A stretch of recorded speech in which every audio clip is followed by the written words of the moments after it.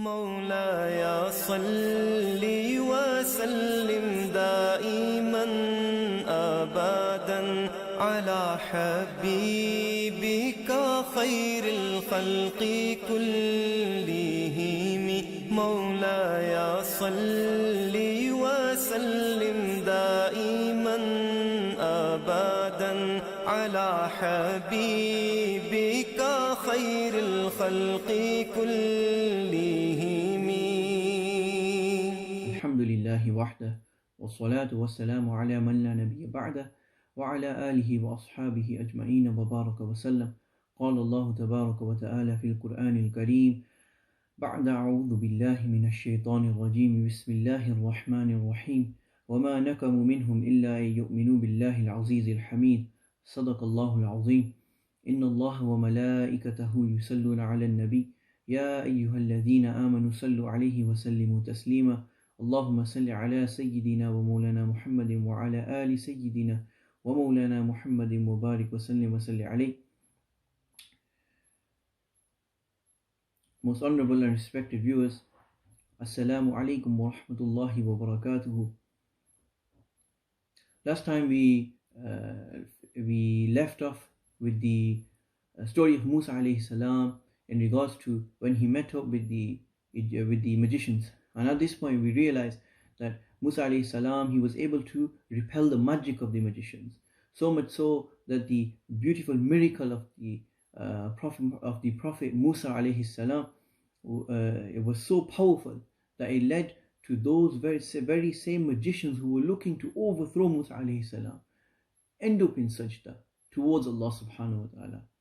It gave them the conviction and the belief and the firm understanding that there can only be one Rabb, and He was Allah subhanahu wa ta'ala, and that Musa alayhi salam was the messenger of Allah subhanahu wa ta'ala. So from here, of course, we realize that Fir'aun, after all of this passing, after he did qatl of all of these magicians, he came to know that he had a serious issue at this point. That, many people, of course, now they've seen the true reality of what was actually taking place in regards to Musa alayhi salam and the rest of the Qawm, the Bani Israel. So Musa alayhi salam, he comes to Fir'aun and he asks Fir'aun, he says to him, free the Bani Israel, free them. And what we know is that the Bani Israel at this time, of course, they were still going through the difficulty. Allah subhanahu wa ta'ala previously mentioned in a verse before, where He says, يَسْتَدْئِفُ طَائِفَةٌ مِّنْهُمْ. And Fir'aun, he weakened from amongst the groups which he divided already, he weakened from amongst them a group, which was the Bani Israel. يُذَبِّهُ أَبْنَاءَهُمْ, killing their children, killing their sons in particular, وَيَسْتَحْيِي نِسَاءَهُم, and he allowing the women to live. He wasn't killing the women, just his sons, by giving them heavy work, so they wouldn't rebel against Fir'aun. By this he would weaken them. So of course this was it was a type of slavery for them, and he was causing them to do this heavy labor work.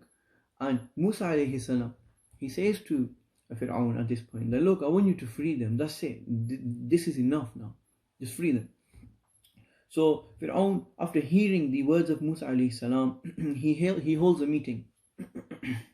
And in this meeting he mentions that, look, this is what's taken place, everyone's aware, and how can these guys out here say that I'm not Rabb? How can these guys say that? And obviously everyone is in great fear. They're not going to tell Fir'aun at this point that, look, you're not Rabb. They are going to tell him that. They're scared of him. So in the midst of doing all this, it's mentioned in the narrations that there was a man, and also from the tafsirs that there was a man from amongst them within this group. And it's mentioned in the Qur'an also that there was a man from within this group who was a believer, but he kept his beliefs hidden. But he did believe in Allah subhanahu wa ta'ala, and he began to speak out, mentioning that, is it simply because they believe in Allah subhanahu wa ta'ala, our Lord, that you guys hate these guys so much? Taking us back to Surah Buruj, where Allah subhanahu wa ta'ala says, وَمَا نَكَمُوا مِنْهُمْ إِلَّا أَن يُؤْمِنُوا بِاللَّهِ الْعَزِيزِ الْحَمِيدِ. They didn't hate them, except that they believed in Allah subhanahu wa ta'ala. So is it such a big deal to you guys that they believe in Allah subhanahu wa ta'ala? This is what the man started saying. So he made the point of that if Musa alayhi salam is lying, then that's on Musa's head. That's always going to be on Musa's head. However, if Musa alayhi salam in this regard, i.e. you worship Allah subhanahu wa ta'ala, accept that he is a messenger, accept the wahdaniyya of Allah subhanahu wa ta'ala. If Musa alayhi salam is lying, then that's on his head. As in, that will be on his head. But if he's telling the truth, if Musa alayhi salam is telling you the truth, then that will come back to bite you. Why? Because he's talking about how all the ayat were given before, all the signs were being given before, and for those people who don't accept, unfortunately you're going to be punished. And at that point when you're punished, what are you going to do? So this was what the believing man started saying, that look, that's fine, Musa, if he's lying, it's on his head, but if he's telling the truth, then you're going to be punished because he's truthful. So Fir'aun, obviously, he hears this, and he will never, accept. He will never accept. So he tries to find other reasons, other things to say, and he turns and he says that, don't worry, I'll guide you to the right path. This is his response, I'll guide you to the right path. And he calls out to the people saying that, look, you guys are exalting Musa and saying he's this and he's that and he's a Rasul. If he's such a great man, then look at me, I've got gold on my wrists and, I'm so high and mighty. But look at Musa alayhi salam, where's his gold? He doesn't have no gold on his wrist. And if he is a messenger, then isn't it the case that a messenger is supposed to have like angels surrounding him? Angels within his companionship? Where are the angels? These are the kind of things Fir'aun was saying to throw the people off, to try to turn the attention away from the initial call out which that believer from amongst this group was saying. Try to turn the attention away. And then the believing one, of course, he started talking again, saying that, look, all of you just listen to me. That you all know the stories of Thamud. With Allah subhanahu wa ta'ala, he mentions also, inshallah, that will come soon. You know the stories of Thamud. You know the story of Ad.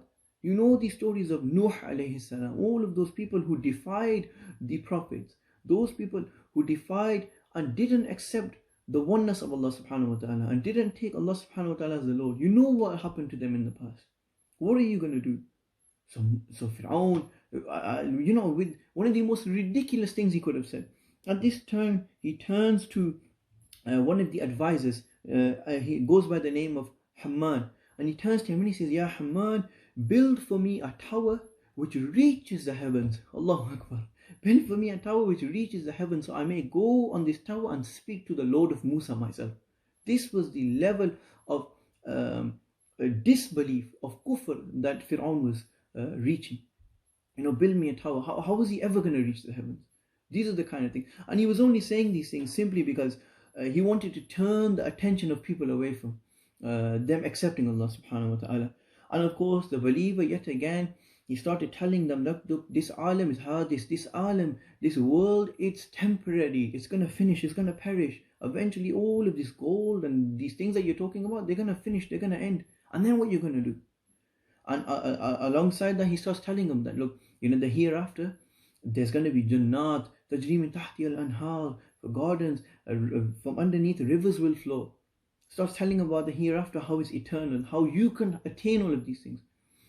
And it's a simple thing. Just accept Allah subhanahu wa ta'ala. Maybe Musa is right. This is what the believer is just trying to show Fir'aun. And of course, people, they started to argue with him. And he continued to warn them about the hellfire.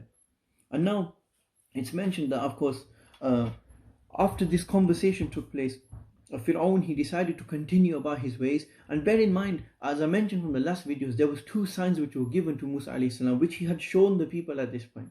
Especially to the people of Fir'aun. The first was his staff turning into the serpent. The second was the hand in which Musa alayhi salam held the nur, which he held the light. So this was two signs which Allah subhanahu wa ta'ala had given him, that he had already shown Fir'aun. And then Allah subhanahu wa ta'ala, due to the constant disbelief, Allah subhanahu wa ta'ala, he decided to test the people, decided to give great tribulation and trial to the people, and to see, if after a constant trial and tribulation and plagues which Allah subhanahu wa ta'ala was going to send, would Pharaoh change, would Fir'aun change, would the people accept Allah subhanahu wa ta'ala? So the third sign which Allah subhanahu wa ta'ala sends after the staff and after the hand of Musa where it shines with nur. The third one was Allah subhanahu wa ta'ala, he sends a drought which then struck to Egypt. And this drought, what does it lead to? The fourth sign, which is the scarcity of fruits. Of course, so Allah subhanahu wa ta'ala, he sends down this new tribulation, this trial for the people. There is not a single drop of water in Egypt. Not a single drop of water. And because of this, all of the vegetation, all of the fruits, it's not possible for them to grow. So the people were suffering, the people were going through difficult times. And Fir'aun, he told his ministers that, look, go to Musa, tell him to tell his Lord to fix this. Look what's happened. Tell him we'll believe. Tell him we'll release the Bani Israel like he wants. Tell him that. So the ministers, they approach Musa alayhi salam, and they say to Musa, Ya Musa, look, we're willing to accept. We're willing to accept Allah subhanahu wa ta'ala as the Lord. We'll do what we said. We promise you. We'll free the Bani Israel. Just please make dua to your Lord. Ask him to rid us of this tribulation, this trial. Rid us of it. This is what they were asking. So Musa alayhi salam, he puts his hands towards the heavens and he makes dua to Allah subhanahu wa ta'ala. And Allah subhanahu wa ta'ala, he removes this drought from Egypt. He removes the fruits. He allows them to grow again. Allah subhanahu wa ta'ala, he grants the people this blessing again. And of course, when Musa alayhi salam goes to Fir'aun and asks him, look, I've made dua and it stopped. Your end of the bargain, release the Bani Israel. And he turns, what Bani Israel? Not fulfilling his side of the bargain. So yet again, Allah subhanahu wa ta'ala, after the first sign, the second sign, the third sign, the fourth sign, the drought, the fruits, the scarcity of fruits, Allah subhanahu wa ta'ala, he sends down the fifth sign, which is the flood of water. Now Allah subhanahu wa ta'ala, the complete opposite, whereby the water which Allah subhanahu wa ta'ala sends now is so severe that it would reach the neck of the people. And they come again to Musa alayhi salam, just like before. Ya Musa, look, we're willing to believe in Allah, we'll free the Bani Israel, just pray to your Lord. Pray to your Lord. Musa alayhi salam, he does dua to Allah subhanahu wa ta'ala. Allah subhanahu wa ta'ala, he rids them of this. He rids them of this tribulation. And again, he goes to them, free the Bani Israel. What Bani Israel? We're not going to do that. We're not going to accept Allah. Even after this fifth trial which Allah subhanahu wa ta'ala trials them, and they don't accept it still. Then the sixth trial, Allah subhanahu wa ta'ala, now he sends to them locusts. Locusts being a type of insect which eats fruits. So of course there's been a lot of water, so a lot of vegetation has taken place, a lot of the crops have grown, and it causes that these locusts come and they begin to eat all of the fruits in which have grown due to this flood, due to this water. And again they come to Musa, Ya Musa, come help us, we'll believe in Allah. They normal claims. Of course, we'll believe in God, we'll free the Bani Israel. Musa makes dua again. They still don't accept. Then Allah subhanahu wa ta'ala, he sends the seventh tribulation upon them, which were the lice. And these lice came to finish off what the locusts didn't. So what the locusts didn't eat, the lice came and they started to eat them. Again, they come to Musa, Ya Musa, make dua, we'll believe, we'll free the Bani Israel. And again, Allah subhanahu wa ta'ala, he sends the eighth trial for them. Allah subhanahu wa ta'ala, he sends frogs down. And at first Fir'aun, he looks and he says, oh, what kind of a tribulation is this? Frogs? Oh, okay. By the night, it said that the frogs, wherever a person would put his hand, wherever he would reach to pick something, maybe it was a cup, there was a frog in it. And the frogs would, they were surrounding the people. There were so many. Then again, they go to Musa, Ya Musa, we need your help. Once again, they go to Musa alayhi salam, he seeks, he asks Allah subhanahu wa ta'ala to save them from this trial, from this tribulation.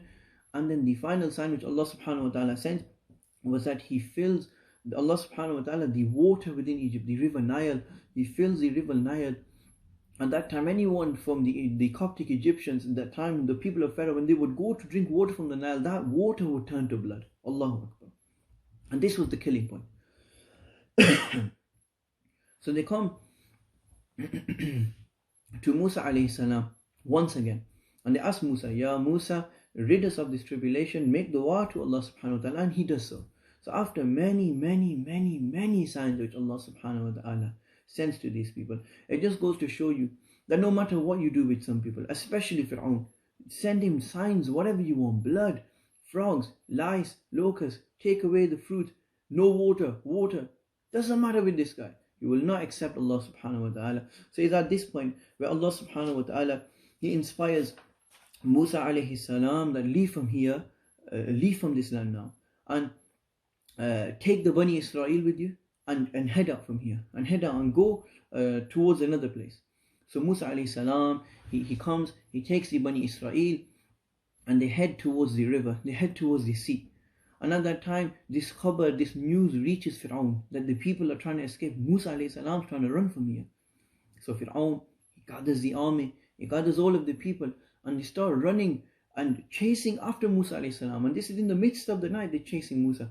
And at sunrise, we find that Musa alayhi salam, he stood in front of the river. He stood in front of the sea at this moment.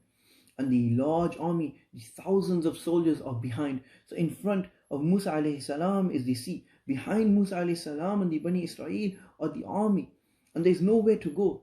There's no place for them to escape. And it's at this point where we remember the dua which Musa alayhi salam, he made to Allah subhanahu wa ta'ala. When he spoke to Allah subhanahu wa ta'ala, when he said, Rabbi shrah li sadri, Ya Allah, expand my chest for me. It's at this moment when all the Bani Israel, they were feeling a tightness in their chest. Oh, where are we going to go? Fir'aun's, he's at the back. We can't really jump in the sea. We're going to get captured. We're going to get killed. At this point, Musa alayhi salam, he knows that Allah subhanahu wa ta'ala is with him. Rabbi shrah li sadri. He knows there's no tightness in his chest. He has full conviction that Allah subhanahu wa ta'ala is with him, there with him to help him on his way. And Musa alayhi salam, he is inspired once again. He is given wahi to strike his staff down, and by Allah the sea splits in two. And they describe the sea splitting in two as two mountains on each side, the left side like a mountain, the right side like a mountain, and the middle pathway, the clear pathway in the middle for them to walk through. It was as if that water never ever touched this area. Allahu Akbar. It was as if water never touched this area. So Musa alayhi salam and the Bani Israel, they begin to walk through until they reach the end. And Musa alayhi salam, at this point, he's about to put the staff back down. So the two sides of the river which have been lifted will be brought back down. But Allah subhanahu wa ta'ala, he stops Musa. He says, no, just hold up for a second. So Fir'aun, he's walking, and he finally comes to the point of the river, of the sea. And he looks and he turns to his people. Oh, this is an opportunity for me to brag. So he looks at his people and he says to them, look guys, this is what I've done. I'm the true God. I've done this. The sea is waiting for me to pass. We're going to go there. We're going to arrest them. We're going to take them all. They are captives. And we're going to kill them. This is the kind of things Fir'aun was saying. So Fir'aun, as he enters, all of his army join him. All of them join him. And at this point, Allah subhanahu wa ta'ala commands Musa now to strike his staff once again. And by Allah, the sea comes together and crushes Fir'aun and his army. Allah crushes them. So much so that the bodies, you can see them crashing into one another, floating at the top of the river, floating at the top of the sea. And it said at this point, under this verse, لما قال فرعون when Fir'aun said, آمنت أنه لا إله إلا الذي آمنت به بنو إسرائيل. When Fir'aun, he said, I believe that there is no God worthy of worship except he in whom the children of Israel believe in. So he didn't say, oh, the Lord of the heavens or anything. He said, the God of the Bani Israel, I believe in that one. This is what he was saying. Right at the brink of his death, this is what he was saying. And it's been reported, قال لي جبرائيل. So Jibreel alayhi salam, he said to the Prophet sallallahu alayhi wasallam, Ya Muhammad, O Prophet Muhammad sallallahu alayhi wasallam, لو رأيتني وقد أخذت حالا من حالي. If you could have seen me when I took mud from the sea, حالا من حال البحر, if you could see me when I took mud from the sea, فدسيته في فيه مخافة أن تناله الرحمة.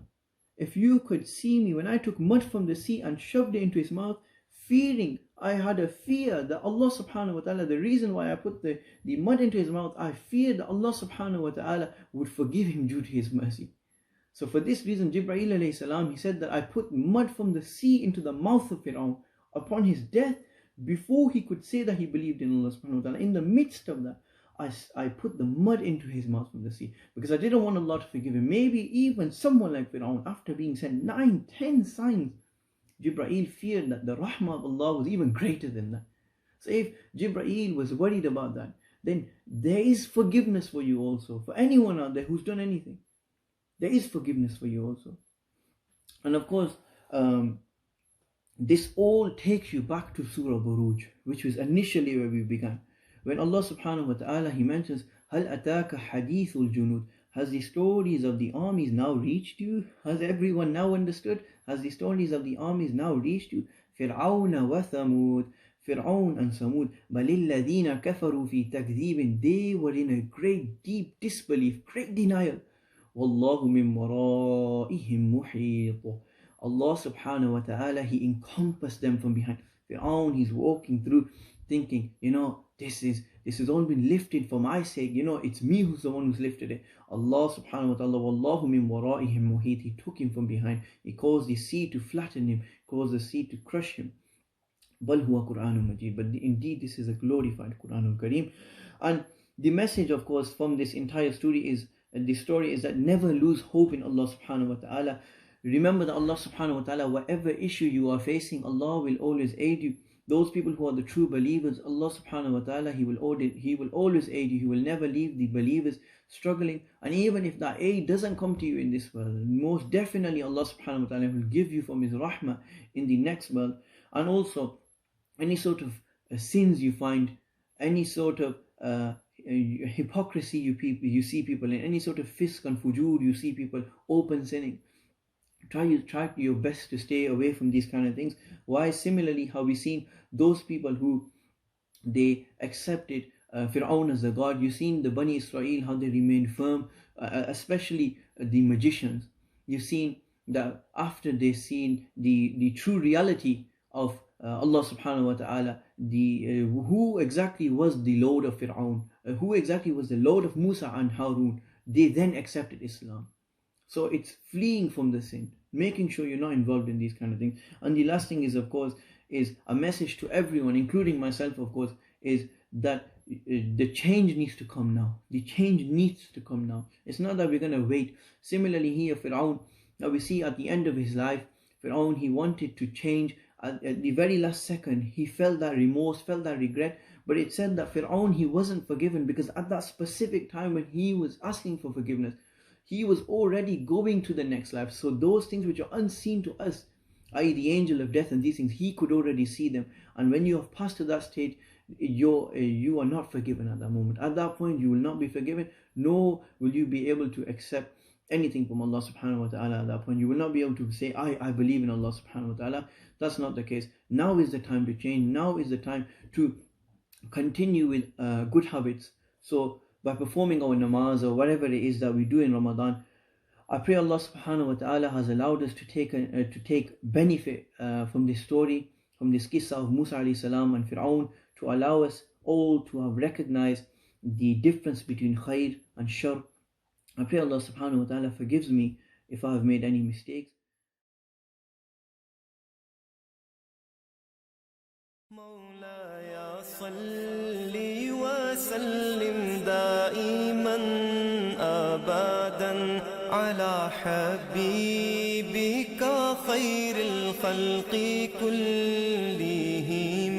مولاي صل وسلم دائما أبدا على حبيبك خير الخلق كلهم.